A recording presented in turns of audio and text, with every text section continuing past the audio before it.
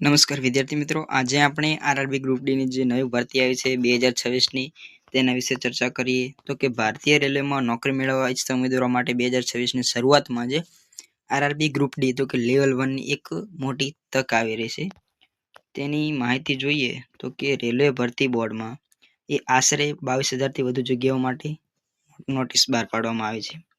ત્યારબાદ જોઈએ તો કે ભરતી અંગેની મહત્વની વિગતો, તો કે મહત્વની તારીખો જોઈએ તો કે જાહેરાત છે એ 20 જાન્યુઆરી 2026 ના રોજ કરવામાં આવશે અને અરજી શરૂ થવાની તારીખ છે એ 21 જાન્યુઆરી ને 2026 છે અને છેલ્લી તારીખ છે એ 20 ફેબ્રુઆરી 2026 છે.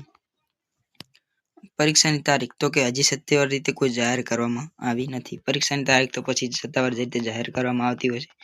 ત્યારબાદ શૈક્ષણિક લાયકાત અને વય મર્યાદા જોઈએ.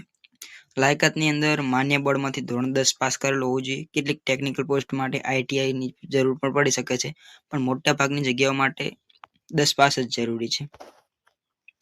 તેમજ વય મર્યાદા જોઈએ તો કે 1/1/2026 ના રોજ મુજબ તો કે સામાન્ય 18 થી 33, ઓબીસી માટે 18 થી 36 3 વર્ષની છૂટ આપવામાં આવે છે. એસસી એસટી માં 18 થી 38 વર્ષ 5 વર્ષની છૂટ આપવામાં આવતી હોય છે.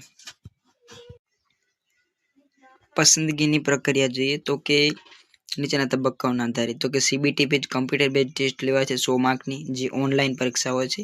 ત્યારબાદ પીઈટી ફિઝિકલ એફિશિયન્સી ટેસ્ટ લેવાય છે, શારીરિક ક્ષમતા, દોડ અને વજન હોય છે. તો 1 કિલોમીટર ભાઈઓ માટે દોડ હોય છે અને વજન હોય છે 35 કિમી.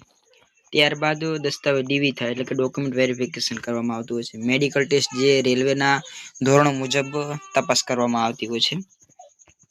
પરીક્ષાનું માળખું જોઈએ તો કે પરીક્ષામાં કુલ 100 પ્રશ્નો અને 90 મિનિટ આપવામાં આવતી હોય છે. વિજ્ઞાન 25 માર્કનું હોય છે, ગણિત 25 માર્કનું પૂછાય, રીઝનિંગ 30 માર્કનું પૂછવામાં આવે છે, જનરલ અવેરનેસ અને કરંટ અફેર 20 માર્કનું પૂછવામાં આવતું હોય છે. ટોટલ 100 માર્ક્સનું હોય છે અને નેગેટિવ માર્કિંગ દરેક ખોટા જવાબ માટે 1/3 માર્ક કાપવામાં આવે છે. અરજી ફીની વાત કરીએ તો કે ઓબીસી અને ઈડબ્લ્યુએસ અને જનરલ માટે 500 રૂપિયા છે અને એસસી એસટી મહિલા માજી સૈનિક માટે 250. નિયમ મુજબમાં પરીક્ષા આપ્યા બાદ ફી પરત મળવાપાત્ર હોઈ શકે છે.